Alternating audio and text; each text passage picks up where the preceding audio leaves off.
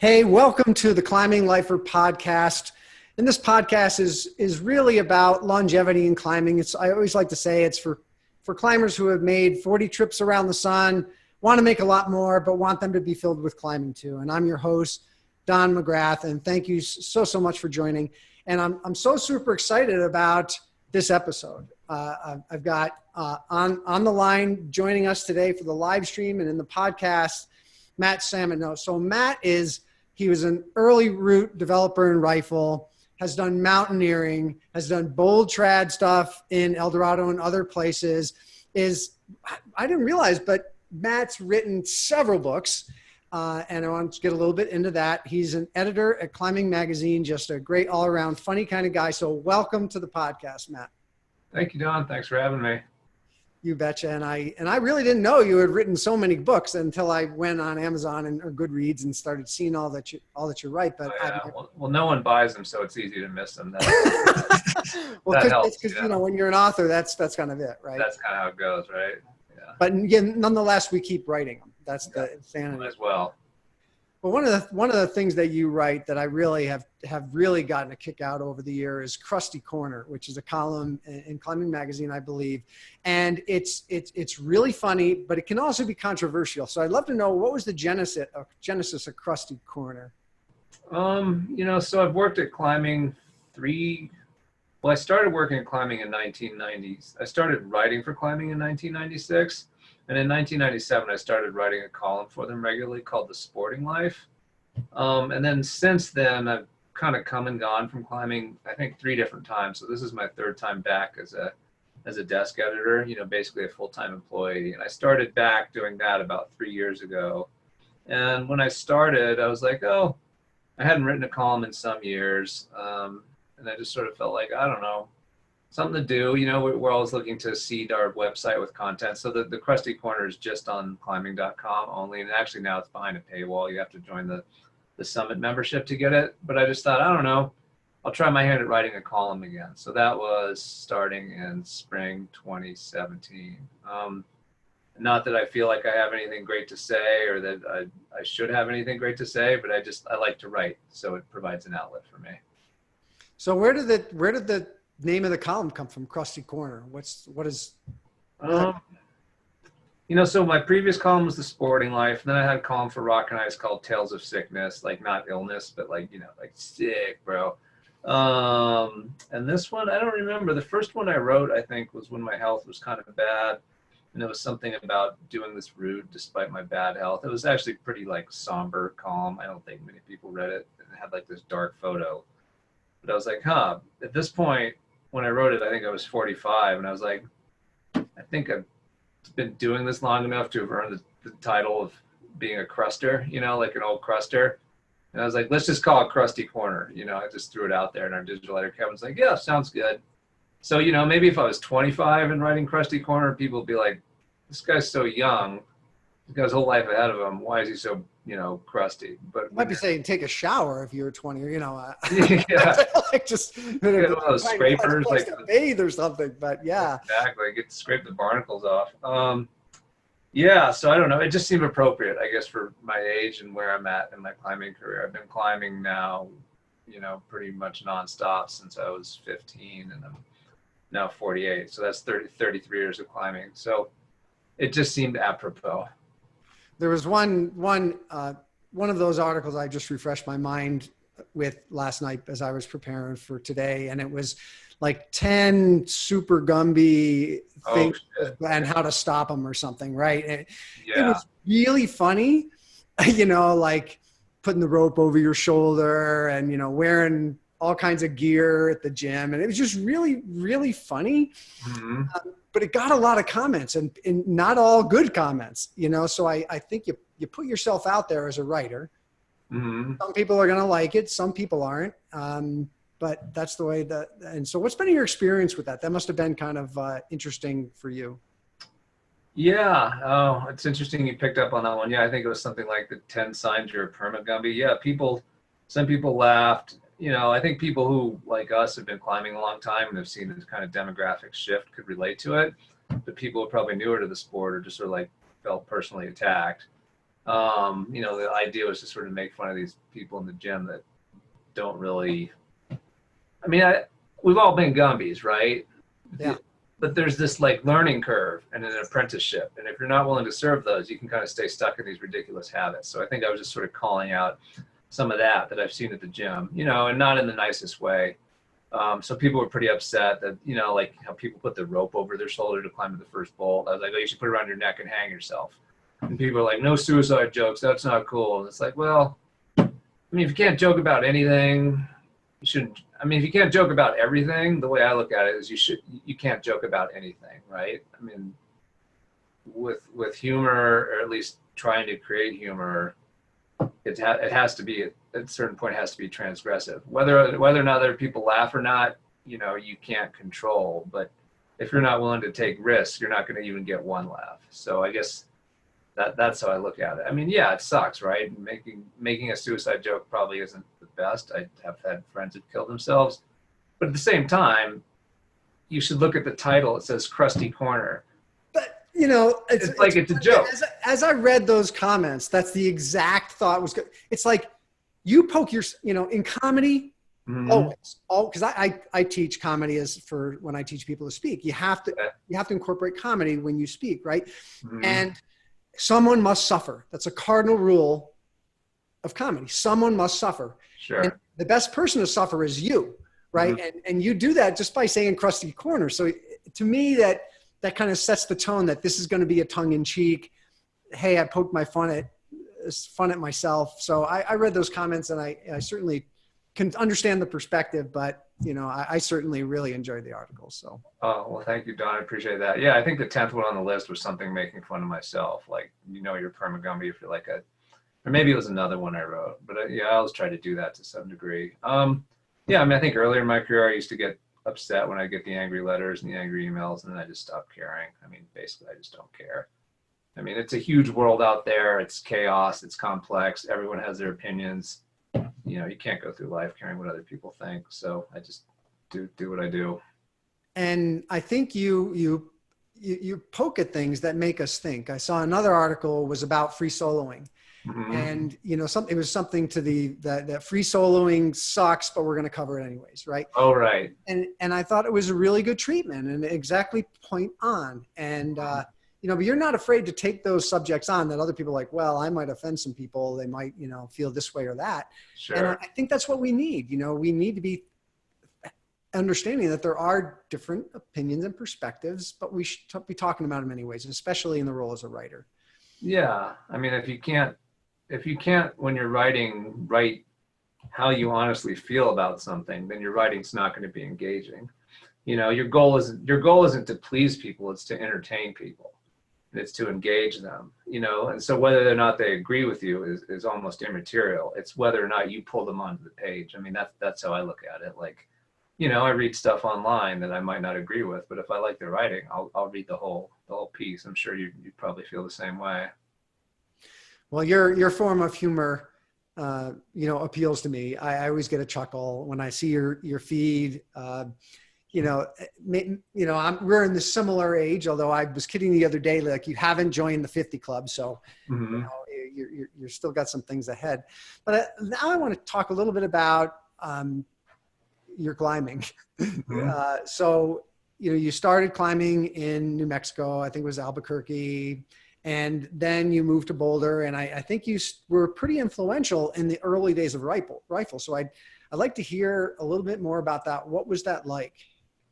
I mean, I don't know if I was influential so much as I just happened to be there and I was psyched to put up roots. I mean, it was pretty amazing, you know, rifle. So I first went there in fall of 1991 when I had moved to Boulder to study at CU. And I remember, you know, I moved to Boulder because I'd been to Boulder before and I was like, there's rocks right there. There's a college, done deal. And I remember going into the Boulder Mountaineer and I think someone had some photos of Pete Zoller and Philip Benningfield's New Roots in the Wasteland. So this was like the beast and never believe. I think maybe Dan Hare had some photos that he'd taken of them. And, you know, he had some slides out on the counter and I was just like, whoa, you know, what's that? It just looked like European limestone. It was sort of crazy to think because at that point, there just wasn't that much sport climbing in the US. You know, there was like Smith Rock, the new Shelf, Penitente, some stuff in New Mexico, some stuff at Waco. It wasn't, sport climbing as we know it now didn't really exist. American Fork, early steep area, but obviously much more fractured rock. And I just remember going out there, and we drove into the canyon. It was the Labor Day weekend. We went out for a 3-day weekend in 1991. I remember driving to the canyon. It was a full moon. And, you couldn't see the rock because it was dark, but the moon was out. So you could see the silhouettes of the walls. And I just remember thinking, if this rock is even remotely climbable, this place is going to be amazing, because you could see these kind of sweeps, these parabolic walls and these huge concave caves, and it was a really narrow canyon. Everything was compact and dense. And I remember like waking up the next day and going down there to climb on the handful of routes that had already been established, and just looking around being like, well, this seems like going to be a very important place in American rock climbing. So from that point on, I think I bolted my first route that fall, which was like the Specimen, kind of out left of the meat wall. And then in that spring, I think my second route was Fluff Boy. But, there was a really early crew. There was not that many of us, probably no more than 10 or 20, kind of going out from Boulder regularly. Some people were coming from other places like Salt Lake. Scott Fry was there from California. But not that many people knew about it early on. So it was just a real, it was kind of a feeding frenzy. You could have your pick of the best lines in the canyon. So it was a pretty cool time. And there just weren't that many people there either. And, it was a different area in land management too, when you could still just kind of bolt and no one really said anything or knew anything. It was pretty cool. So who else was there? You said Scott Fry. Anybody else that we might? I think some big drivers of the development early on, it was Mark Tarrant and Richard Wright who kind of got the ball rolling with putting up the 8th day, bolting it and establishing it. Then they, I think, told Pete and Philip, Kurt Smith, Mike Pont, Colin Lance and Jim Hall. I'm trying to think of who else was the Ruckman brothers, Brett and Stuart, Gordon Douglas and Mindy Shulak were coming from Salt Lake. Who else? There were people climbing there then, like Hank was climbing there and Bobby Bensman. But in terms of putting up routes, I think that was a lot of the people I just listed. Like Kurt Smith was, amazingly prolific and amazingly fast. And he liked to bolt ground up too, which almost made the most sense there at that point, because a lot of the walls didn't have that many established routes. And it's a real pain in the butt to go around it, rifle and wrap in, because you got to kind of come off these trees and come down these rocky, nasty slopes just to get in over the lip. But I think I think he did something like, do you know Movement of Fear on the anti-fill wall? Oh yeah, that slopey thing. Yeah. Yeah, slopey Desperate 12C. I think he bolted it and red pointed it in an afternoon or something like that. Wow. Like ground up bolted it super fast, brushed it a little bit, sent it. And Colin Lance was really fast and prolific too. Like at the Arsenal, which is just this roadside cave that everyone thought was too loose to climb in, he put in a whole host of routes in those early seasons. And obviously it's one of the main hangs at Rifle now. Yeah. Well, I want to give a shout out to one of our sponsors, Sharp End Publishing. And Sharp End Publishing is a guidebook company by climbers for climbers. They've got tremendous guidebooks. They've got to Moab, one of my favorite, Shelf Road, right in my own backyard. Just absolutely fantastic. New York City bouldering.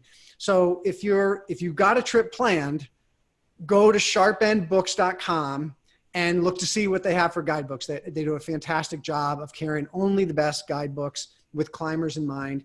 And if you don't have an upcoming trip, well, go there anyways, and maybe it'll inspire you to have a trip, because one of the best things about climbing is trips. And Matt, actually, you were the first person that I interviewed doing research for Vertical Mind. Mm-hmm. So remember that?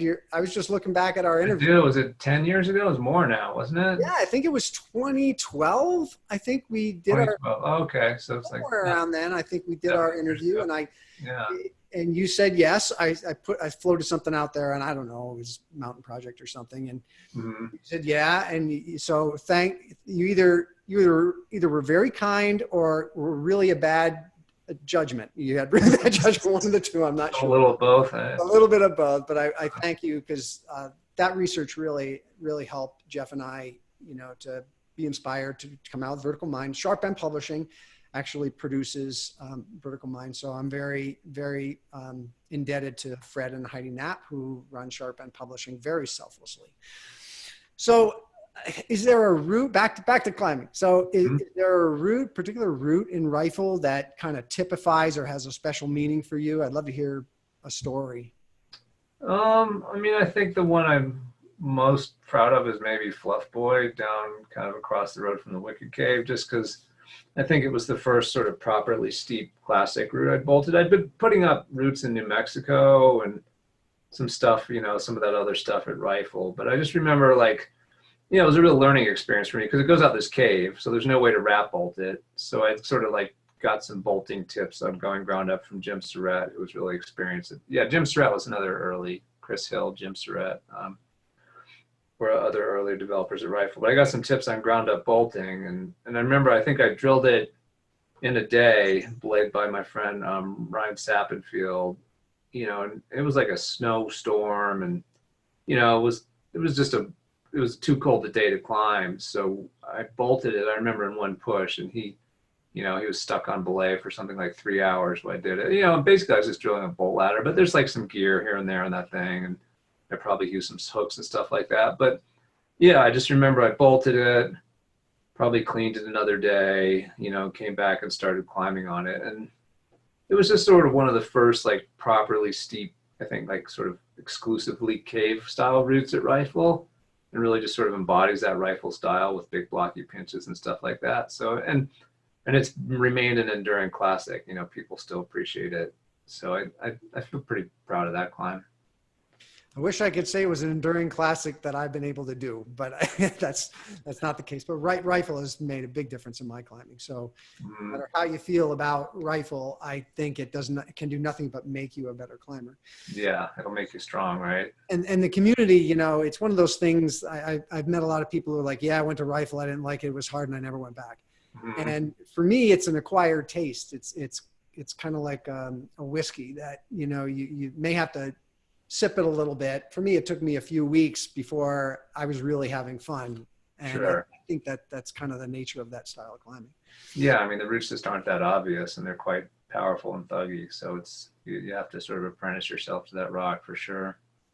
So I was reading something the other day, I think it was an article that you had written, and you said you kind of got bored with sport climbing. And I think it was 1990 or something. I don't know if that's true, but that's what I read.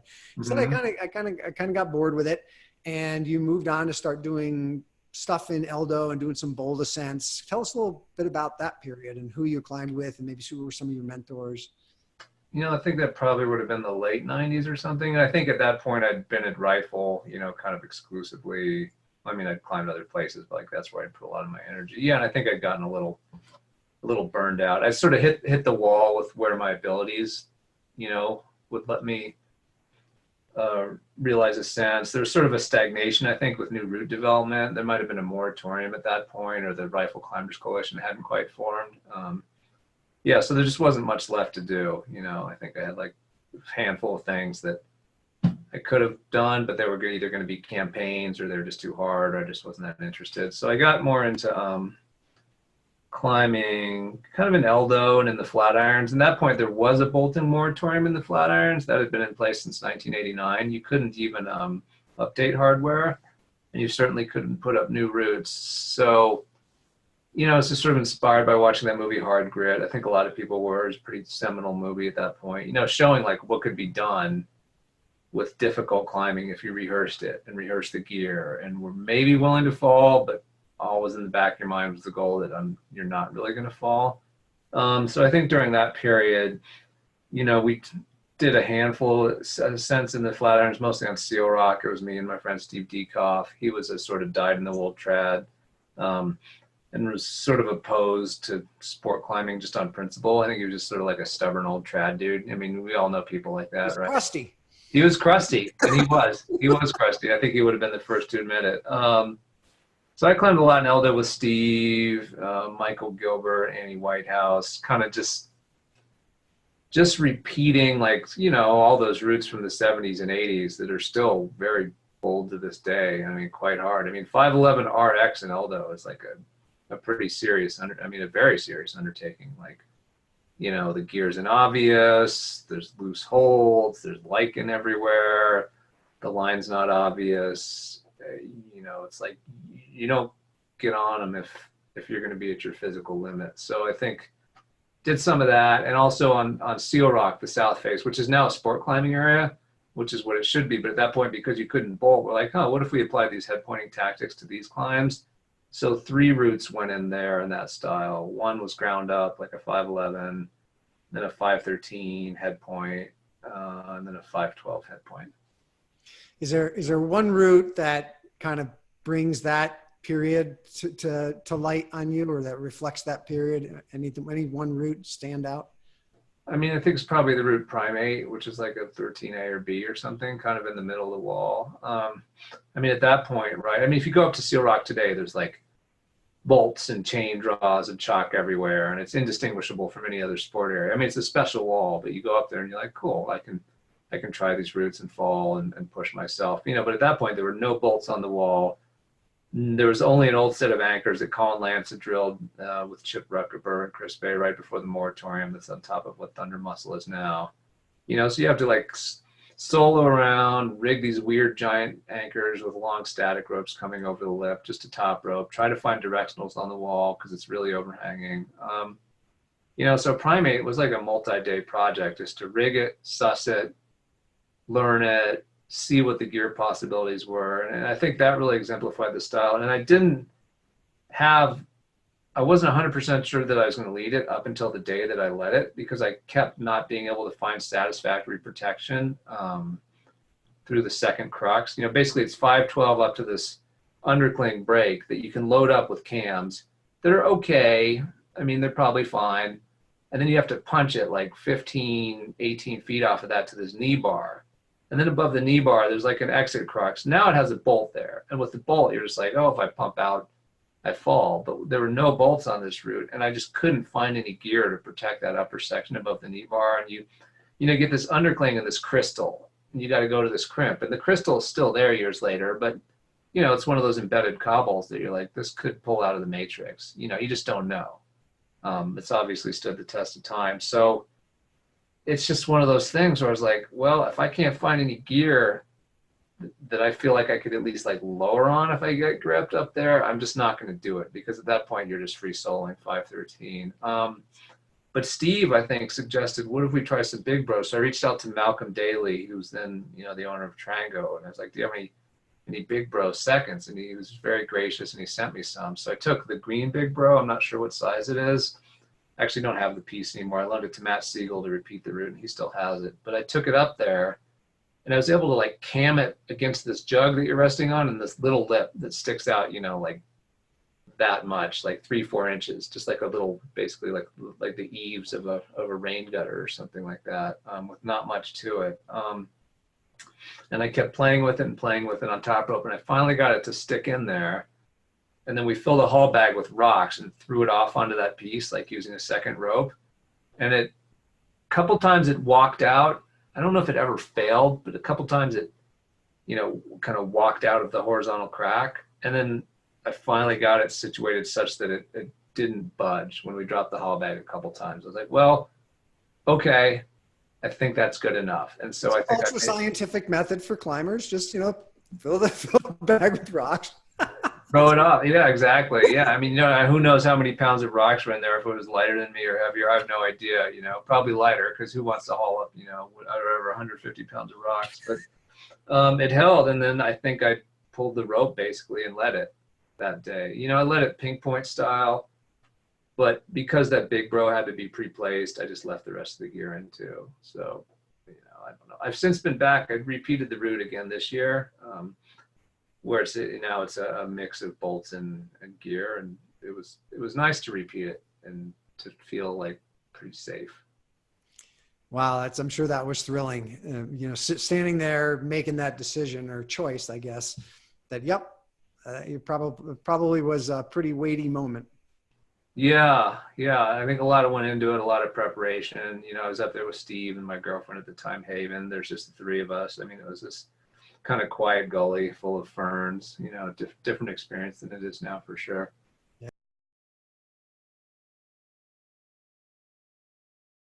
Yeah, we're not guaranteed perfect health for all of our lives. I mean, we think we are, and we feel like we're entitled to it until suddenly we realize, oh, we are not at all. So, yeah, I mean, that's the thing. It's like, if you're a climber, you're going to keep climbing no matter what. You know, I mean, I've had friends who passed from cancer, and a lot of them were climbing as long as they could, even while they underwent chemo. Like, you got to climb. Yeah, it's one of the things that keeps us going. You know, I kind of give another sponsor shout out. This one's to me. I'm one of the sponsors. Oh, there you go. You know, hey, I'm putting the show on. It's my show, right? So this is my first book, 50 Athletes Over 50. And I think it's relevant to this conversation because the people I interviewed for this book, they were from all different sports, but they were all over 50. And many of their stories were about overcoming adversity, whether it be some kind of uh, some kind of bad bacterial infection that had them lose a leg, or whether it's some kind of addiction problem or injuries or something. Every one of them had a way to be resilient. So that really is, I think, a key. And also this compulsion, this joy of the movement that we have, right? We just love that movement, whether it be cycling or running. And for us, it's climbing. That tapping into that joy of movement is just some of the lessons that I wrote about and learned from the 50 Athletes Over 50. And so I think that's really relevant to our discussion today, which is about, how to keep going. Any tips that come to your mind is what have been key for you? And say you've been over 30 years now, right? You started in 86. So here it is, 2019. Mm-hmm. Yeah, I think the key is that you should not compare yourself to younger you ever. You know, I think that's a recipe for disaster. You know, I mean, I know, yeah, and I think that you should always be seeking new challenges. I mean, I think those are the two things. I mean, like for me, I don't even like to repeat routes in the gym. Like once I've done them once, I don't go back to them, even if there's training value in them. And I think that's one thing that has kept me going, is that I'm always seeking out new terrain and new challenges, regardless of the grade. And that can be at the gym. It can be, oh, they just put up a new set of problems in the cave. I'm going to go try those. I think that's a big part of staying psyched and of the mental component, which is probably the most critical part in a way, because if you're not fired up to do your activity, you're not going to invest yourself in trying to challenge yourself. You're just going to sort of wilt, I guess. Yeah, and I think the other one is just listening to your body, not comparing yourself to the younger you, but just comparing yourself to how you feel at the present. It's like, I don't actually know if I'm stronger or weaker than I was 25 years ago. I may be stronger, but that's because I've also dedicated myself to training to maintain and improve my strength, whereas 25 years ago, I didn't really have to, right? I was 23 years old and I could just kind of climb and stay fit at the rock. And I didn't have a mortgage and 2 kids and a full-time job and all that other stuff. But yeah, I think just not bemoaning the passage of youth, but just focusing on what you have wherever you are, I mean, I think that's a big part of it. One of the things I've grown to appreciate and just being involved in climbing, and the things that makes you do, like eat right, do things to stay flexible, the things that you have to do in order to pursue the passion, is you kind of look around at other people your age and you're like, I think this has been good for me, right? Yeah. Just in the grand scheme. So that motivation to do the things that you enjoy, it has some side benefits that are pretty significant. Yeah, exactly. It's like, oh, I want to keep doing it. What do I need to do to keep doing it? You start doing your own research. Yeah, you start talking to other climbers your own age. I mean, it's funny. I climb a lot at the Boulder Rock Club, and I go in there pretty early in the morning, before work, climb, and then I usually go to the weight room to do some training stuff. When I go into the weight room, most of the people in there are like my age or older. And, it's because we're all hanging on. We all want to hang on to what we have, So I think that's another big part of it. It's just like, it's training, like, not necessarily age specific training, but training, because you're, as a climber, and as any sort of athlete, your muscular power diminishes, right? As it past 40 or something, you start to lose power. Yeah, but you can address that. I mean, like I have a moon board here at my house, and I feel like I'm stronger than ever because of it. You know, whereas if I was just like kind of going to the gym and climbing and this and that, yeah, I might be losing like half a letter grade every year. But I think if you are systematic about it and smart about training, I mean, look at Ben Moon. He's what, 52, 53 now, and he's, you know, close to doing that 14D. That's kind of been a lifelong project. Right.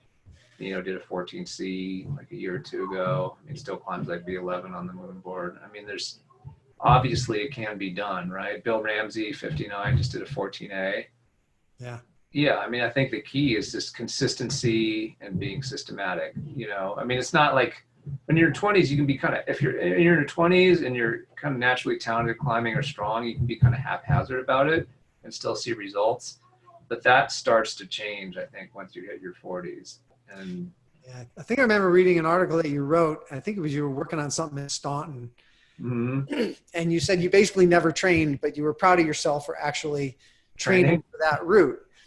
So I don't know when that was, but so there's been a shift for you. I think you've come to some kind of a realization that to stay doing what you need to do, what you want to do, you know, you probably need to start investing in some training. And so how about, let's talk about what does your training consist of?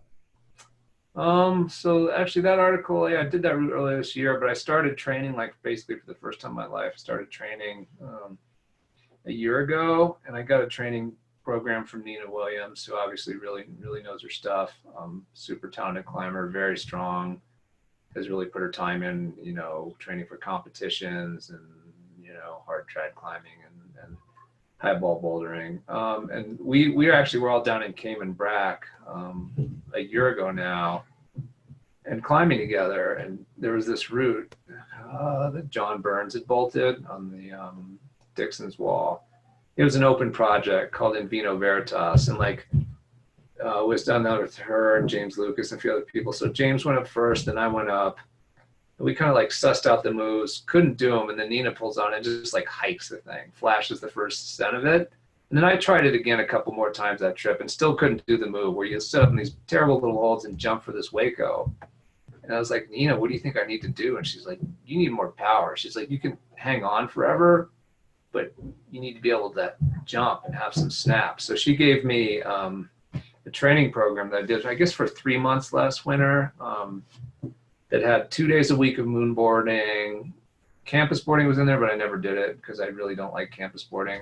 Never had much luck with it with my shoulders. But it's 2 days a week of moon boarding, max hangs, like that Eva Lopez, you know, program on an 18 millimeter edge, and weighted pull-ups, and then some like supplementary weightlifting. You know, so I did that. I was just like, I have nothing to lose. I might as well try it. And I did that, and yeah, I saw results, like very concrete, tangible results. Not necessarily while I was doing it because I was so tired, which is just sort of part of it. But I had this project at Staunton that I'd been trying that fall and sort of started to regress on. And so that was a big part of it too. I was like, Nina, what can I do to get the strength up for that? And so I did that all winter, kind of phased out into sort of power endurance at the end, like doing 4x4s and stuff at the gym. And my first day back on the route, which was June, I almost did it, like second try. And basically I would have done it, but I was just shocked to get so high on it. Right? Yeah, I was like, I got way up through, you know, I was kind of on this outro power endurance part, and I just forgot what to do because I'd never been there before. And I just kind of like jumped off / fell and, you know, almost did it like the next try, and then came back and did it my second day. And I was like, all right, this stuff works. So I did that. And then, you know, it's a training cycle, so you want to kind of phase out of it. But I've started it again. And now I'm on my second month of it. I'll do it for another couple of weeks. Then I have to take a couple of weeks off from climbing. And then I'll do like one more month of it, and then kind of go into the spring season, hopefully with more power gains. Nice. Yeah. So how about injury? Have you been relatively injury free, or any things that you can share as how you've dealt with it, if you have? I mean, orthopedically, I think I've been super lucky. Some finger tweaks here and there that kind of go back to my early days climbing in New Mexico, like at Cochiti Mesa, which is really thin pockets. I blew out both of these. I'm not flipping you off. This is just the fingers that I hurt. You know, learning early on, like the 512s out there are all like mono roots, and I was climbing on them when I just had crap footwork because I was, you know, 16, 17 years old, and my feet would blow, and I'd be in these monos, and dang. So these fingers have remained cagey. I've never had to have shoulder surgery or anything like that. You know, some elbow tendonitis. No, I've been pretty lucky. I mean, I've tried to stay balanced with weightlifting and stuff like that. You know, I've had layoffs that have lasted a year or longer, but that's because of the neurological issues that were caused by the psychiatric medication. But in terms of orthopedic stuff, I've been pretty lucky. So those listening, be lucky. Yeah. Don't get injured in the first place is probably the biggest. I think that's number one. I mean, I think just, you know, I've always lifted weights on and off, you know, but I think lifting weights is working those antagonist muscles and not getting out of whack and not only climbing all the time. I think yoga is huge. I've done a lot of yoga in the last 6 years now. And I think that's helped me as I've kind of moved into my late 40s, is just, you know, the strengthening and the core and the flexibility and the blood flow and things that go with that. Yeah, I think not just climbing is the number one thing I would say. If you only climb, you're gonna get messed up. You know, you're just gonna get all out of balance and out of whack. Your body's gonna adapt to only do one thing, which is pulling, but there's so many other motions you need to go through in order to sort of have that healthy, balanced, you know, physique. And part of that training, another sponsor is mental training. So mental training, vertical mind, psychological approaches for optimal rock climbing. Jeff Ellison and I wrote this. I think it came out in 2014. You can get it on Sharp End Publishing, so sharpendbooks.com, or on Amazon. You know, what I found when I was in my 40s is that what was holding me back was more mental than physical. It wasn't that I was actually climbing and rifle a lot, and I would go at that one or two hangs forever. And what was really holding me back was kind of my mental approach. And so began experimenting and put all that knowledge into vertical mind, along with the science that Jeff has. Jeff Ellison is a psychology professor from Adams State University. So, you know, if you're looking to up your mental game, if you feel that, you know, your mental aspects may be limiting you, vertical mind, we've heard really good things about it. Obviously, Jeff and I have used the stuff in it, and many others have too. So you can find this on Amazon or on Sharp End Books. So Matt, you still do a lot of route development, right? You shared that's something that you're really passionate about. So tell us more about what kind of routes are you putting up, and why is that so much fun for you? Why do I bother? Sorry, my kids are screaming. I mostly put up sport routes, usually close to Boulder. I mean, I haven't climbed in rifle now in 13 years or something like that. I mean, I live in Boulder, and I'm just not that psyched. I'm driving on I-70 with all the traffic and stuff. But I did bolt a lot there back in the day. But I've mainly focused my efforts on the flat irons, where you bolt on a permit system, which I actually think is fine. It's kind of slowed development to a sort of logical, reasonable pace, so that the routes that go in tend to be better thought out and better cared for. Up there, I think, is probably where I most enjoy putting up routes, just because I like that rock the most. It's featured, it's cool. The climbing is really, when at its best, sort of reminiscent of like the Red River Gorge or Europe, you know, where it's steep and flowy and pumpy. And there's even like tufa features and things like that up there. The sandstone's been sort of water and wind sculpted. Boulder Canyon too, to a degree. I put up routes there. There's still odds and ends left that people actually didn't bolt during the 70s, 80s, 90s, and oddies, that is still there. Sometimes hiding in plain sight, like the most obvious line on a crag in the middle just won't have been bolted. Yeah, I think, you know, the reason I do it, I mean, my day job is the editor of Climbing Magazine. I love the climbing community, but I'm actually pretty like introverted, kind of, I don't know if loner is the word, maybe. I mean, I climb with friends. I'm not just out there like weird self-belay guy all the time, but you know, I just like quiet crags. I grew up in New Mexico, which has got no population density. You know, even now, I don't think the crags down there get that busy, and they were dead empty in the 80s. I mean, like, I went to, you know, the Enchanted Tower for the first time in '87, and there was nobody there. There were just cows, you know. So my early experiences, I think, were very formative in that I just came to appreciate kind of quiet, empty crags. And basically, if you're putting up the roots, that's what you get because you're there first. So I think that's another big driver for me, especially in somewhere that's a population center like the Front Range. It's just like, oh, well, if I want to not have to wait in line for this route and I want the crag to be quiet and empty, I need to find it and create that experience myself. And then, I do enjoy seeing my roots appreciated, after they've gone up for sure. I like the community aspect of it, but that's almost secondary. And I think I'd be lying if I said that I do put up roots for the community. I mean, I do it for myself and my friends primarily, and then it's great to see people enjoy them later. And I certainly, and we all appreciate you and everybody else who puts up a route. I've only done a few myself, but we only get to do this because people have cleaned the stuff up, sport routes, put in the bolts, pull down all the choss, so really appreciate what you're doing.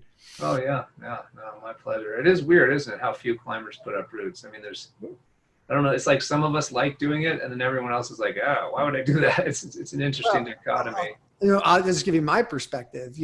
This mostly from when I worked a pretty demanding job. I was an engineering director, Mm-hmm. and I put up a couple of routes, and I'm like, crap, this takes a lot of time.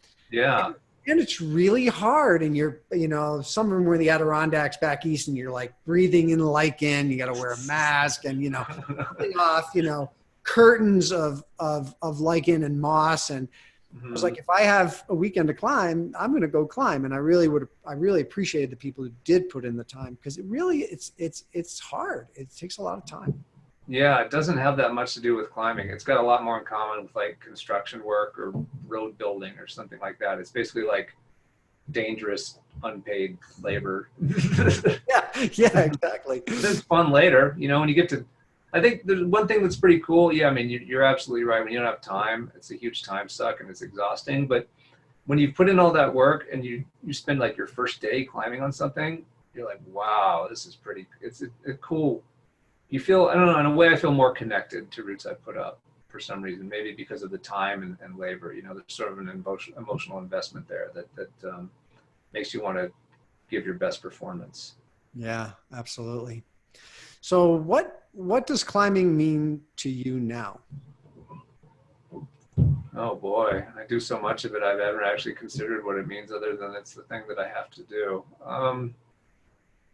For me, it's still a big way. I think the two things that I love about it, the three things I think are being with friends, being outside, and the physical movement. I think those are the things that I really cherish. I mean, I go to the gym plenty. I'm in the gym at least 2 days a week, but and I love the gym too. I mean, there's like setting and holds have gotten really, really good. Like a good gym with freshly set routes can be as fun as going to a new crag sometimes, especially if you're in the gym mode. So I think that fulfills the movement part of it, the sort of kinesthetic pleasure. But yeah, I think it's those three things. And I just know when I don't have those three things, I'm miserable. So I mean, at this point, I don't know what else I would do, So it's basically survival, right? It's exactly. Not having it is not an option. It's not an option. Yeah. I mean, I'll do it as long as I can. And then I don't know what I'll do. I mean, yeah, I try to think ahead. Like if I make it to 80 and, I'm still probably be climbing in some form, but,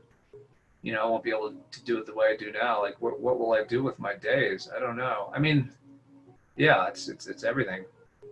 Yeah. So how about outside of climbing? What things have you learned through climbing that you apply to other aspects of your life, whether it be dealing with busyness? You were just sharing with me before we got started how you just came through this period of overwhelm. Have there been some lessons that you've taken that have been helpful for you? I think the biggest one is that it's okay to fail. I think that's the biggest thing you learn in climbing. I think that's what climbers have in terms of resiliency that a lot of people who haven't climbed or haven't sort of pledged themselves to a sport like climbing might not necessarily know.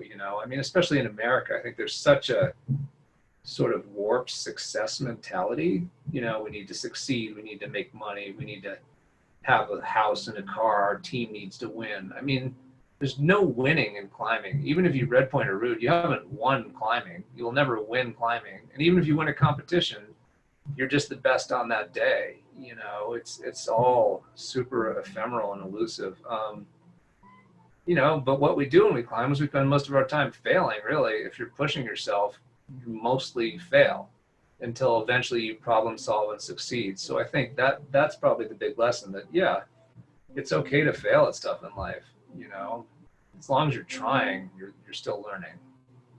Yeah, that's so true, right? It's really funny in climbing, especially, it's not true of very many other sports. I used to be a runner, Okay. and unless you win the race, you don't really win, right? You're judging yourself by your time or whatever. So it's in climbing, it's very much you fail and you fail and fail, and once in a while you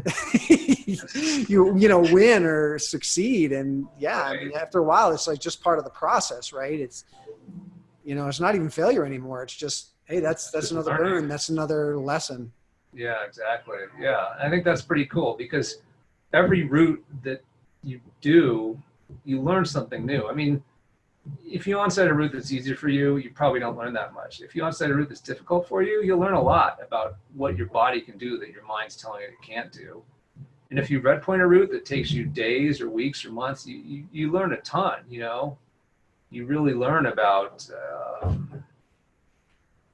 mastery, I think, in a way. You learn what mastery takes, on both mental, physical, and emotional levels. Yeah, I think it's pretty cool. And I love that problem solving aspect of it too. I think it's just, like in my free time, I also like to do like word puzzles or play video games, especially puzzle games, because there's same thing. You're problem solving. The pieces are in front of you, but you have to figure out what order to put them in. And I think that's what's pretty cool about climbing. That feeling, like when you finally unlock a sequence that's been elusive, it's like the best feeling in the world. So in climbing, what are you excited about in this next year? Well, I have to have hernia surgery in 2 weeks, so I'll hit a little speed bump with that. I was fired up to kind of keep training for 2-3 months consistently, and then have some projects I'm going to. But I think it's only like a 10-day layoff. So hopefully I'm just basically will like overtrain up until my surgery, so that I just put myself in a huge hole and then have like 10 days off and then just like get right back to it. I've got a route I've bolted on Hillbilly Rock in the Flatirons that I'm psyched to get back to. The weather's been poor, so it's been too cold up there. But before that 2-foot snowstorm we had, my friend Will and I figured out all the moves on it. And I think it'll take some effort. Yeah, there's that. There's a few other routes around here I want to repeat, some things I didn't get done last year. And then we have an area too nearby where I bolted a route last year and some variations off of it that I'm very excited to try, because I could do all but one move on that route. So my goal this winter is to get strong enough to be able to do that move and then start trying to red point the route. I could, one of those moves where I could kind of, snap at the hold and graze it, and then my butt would pull me off. So I'm like, okay, this is a move. It's not like there's a 8-foot blank section. I'm like, this is a move that will go, but I need to be stronger. So yeah, I'd love to measure myself against that move and eventually that route. But having like some sort of an illness or a surgery or anything, it's just kind of part of the game, right? It's just, and I like what you said, like, I'm going to do this going up to it. Mm-hmm. Sure, I could bemoan how it sucks, and I could bemoan this and that, but it's just like, it's going to be okay, right? There's a couple months are going to go by, and I just got to do what I got to do. Yeah, exactly. I mean, that's the thing, right? I mean, you do your best not to get injured, but things are going to come up, and when they do, you just try to incorporate them into what you have going on. So, we're coming up to the end of the hour. Anything else you'd like to share with people who might be listening or watching this later, that tips for them keeping in the game? Have you ever talked to anyone about ageism in the sport? No, I haven't. I mean, I think that's an interesting topic that I think probably needs more exploration, and probably by people smarter than I am. But I just remember, so years ago I was at Maple Canyon. We were at some obscure little cliff near the road, kind of down from like the minimum wall and all that stuff. And I was there with Lee Sheftel. And Lee at that point probably would have been in his late 50s or something like that. And we were there below a route. and I think I'd done it and hung the draws, and Lee had gone up once and taken a hang. We were just sort of waiting. You know, it was like a hot day. We're waiting for the sun to leave or something. And this young guy comes up with his girlfriend, and he looks at me and he looks at Lee, and then he just addresses me as if Lee's not there. He's like, "So you giving that another burn?" And I was like, "I'm not, but my friend Lee is." And then he kind of looked over at Lee, and he's like, "Oh, what?" You know, he couldn't compute that someone Lee's age would be climbing. You know, it was like a 12B or C or something like that, which is pretty easy for Lee. I mean, Lee at age 59, I think, did a 14A, right? Yeah. You know, so he's a formidable climber, and he remains one to this day. I mean, he's 73 now, and he's had some you know, like back hip issues, but has kept climbing hard and keeps pushing himself hard. I mean, he did the Grand Traverse when he was 70. And I just remember, like, I think Lee then proceeded to like shoe up and just hike the route in front of this guy, you know, in kind of like an FU manner, like look what I can do. But you know, it was clear that Lee had dealt with that sort of energy before, and I just remember being kind of shocked. Like, I was in my early 30s at that point, so I was still a young guy. And I've been climbing with Lee since I was like 17, and he was close to my age now. I think he was in his earlier mid 40s at that point. But I do think that's one thing that we older climbers sometimes face. I mean, I hate to say it, but there's this sort of perception that climbers, the best climbers or the only good climbers, are in their 20s, and I think it's just odd to me that in a sport that's this technical, where actually the longer you climb, sometimes the better you get, that we still sort of face that attitude. So I don't know, but I think I don't know where I'm going with this, other than I think that I would just encourage anyone who feels like they're a quote unquote older climber to just set that aside. I mean, I think for me, primarily, first and foremost, I'm a climber, right? My age is incidental. But yeah, I don't know. You know, I mean, I still, every now and then I'll get at the gym. People will be like, "How old are you?" You know, after they see me do a problem, and I'm like, does it matter? Like, you know, like, how old are you? Like, whatever. Like, if you're 23, maybe you've only been climbing for 2 years. Like, I'm 48, but I've been climbing for 33 years. Like, there's a balance, right? Yeah. Yeah. So I don't know. I mean, how have you dealt with that, or have you had to? You know, I think the way my approach is, it sometimes it's kind of funny to be the old guy who shows up and like cruises something that other people are struggling. You know, you show up and the hat looks like you oil changed with it 50 times. And, you know, my wife kind of kids me. I'm probably like the worst dressed climber that ever lived. You know, I like, these old stuff, things I had in high school. So, I mean, sometimes it's kind of fun to be the person who shows up and people are like surprised. Right. But I haven't faced it in a negative way, and I want to have Lee on the show. I've been picking at him a little bit, but I'd love to have him on the show and get his perspective, because he certainly, you know, is kind of what I would aspire to do when I'm 60 something. Right. Right. I see him cruise and stuff at Rifle, and he's a fantastic role model for us. Yeah. Yeah. And he started climbing later in life too. You know, I think Lee was in his 30s or something when he started climbing. Before then, he'd just been kind of like a hippie and a trail runner, like a barefoot hippie trail runner. Yeah.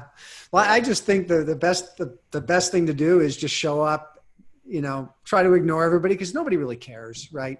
Right. Nobody else really cares. I mean, they might care only in they're comparing how you do versus how they do. Right. And at the end of the day, they don't care. You show up, do the best you can, and it's really fun to be that old person who shows up and cruises something. It kind of is. I mean, there's times when I get a perverse satisfaction out of it. When someone's vibing me at the gym and it's some young guy and I know I can burn him off, I'm like, I'm going to burn you off. I'm going to do this to you because you asked for it. That's right. You remember, you invited me. Yeah, you invited me. Exactly. Otherwise, I would have just ignored you. We could have gone our separate ways, but you put it out there, so now you're getting it. Yeah. All right, Matt. Well, thank you so much for having this conversation with me. It's been fantastic. I've really enjoyed it. I've learned a lot, and I believe others are going to learn a lot. So again, really appreciate you taking your time today. Oh yeah, my pleasure, Don. Thank you for having me on. This was fun. All right. Well, take care, man. All right, you too. Peace out. See ya.